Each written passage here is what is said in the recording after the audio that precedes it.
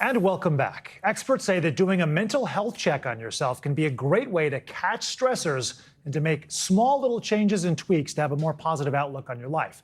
But how do you actually analyze yourself effectively and shift your mindset when it's necessary? A new book out this week called When Life Happens is giving you a coping toolkit with practical ways to help you take a step back and help yourself out when feeling overwhelmed. The book's author, Rachel Goldman, joins us now. She is also a clinical psychologist. Thank you so much for being here. I guess let's start with big picture. Why should we, Rachel, be doing these mental health checks, and why is it particularly important for women in that respect? Yeah, so first of all, thank you so much for having me today and this week, of course. So it's so important because most of us these days just constantly are on the go, right? We are not tuning in with ourselves, and there is a real connection between our mind and body. Our body is constantly giving us signals, but we are missing them because we're just constantly going.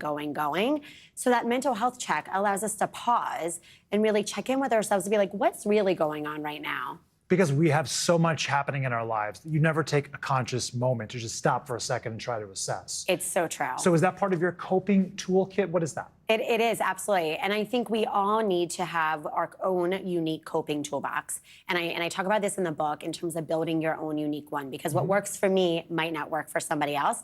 But that pause to hit the reset button and to ground ourselves is really the first step, because we can't know what's going on if we don't take that moment. Do you think most people have enough self-awareness to actually hit the pause button?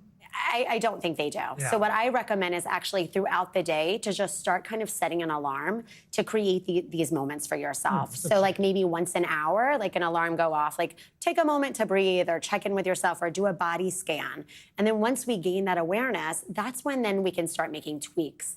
And that's a perfect segue, actually. So your book does emphasize the fact this does not need to be a complete overhaul. You're talking about tweaks around the margin. I mean, do you have examples of that? Are we talking about sort of subtle changes in your everyday life? Yeah.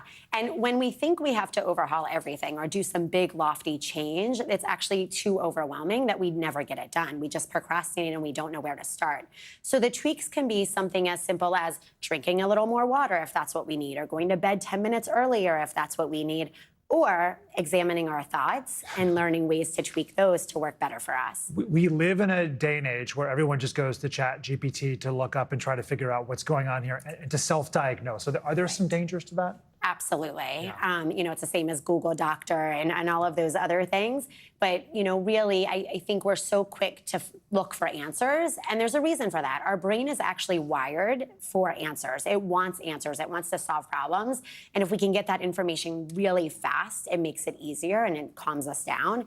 But the wrong information can actually cause harm and cause more anxiety, more overwhelming feelings, and those thoughts beginning to spiral. Just knowing the amount of stress that the average person is under right now, do you think that they recognize what the triggers are and can't act on it, or just don't recognize them at all? I think it's a combination. I think some people are very well aware of their triggers and they almost don't have the time to deal with it. Right. So they're just like ignoring it, avoiding it, and putting aside. And I think other people are just too busy to really be able to take that time to check in to know what their triggers are. Perspective is everything. And the one takeaway for me, set an alarm clock, maybe not every hour, but every few hours or once a day, just to take a second to think what's going on here. Yes, it's so important. Rachel Goldman, thank you so much for the insight. We really appreciate it.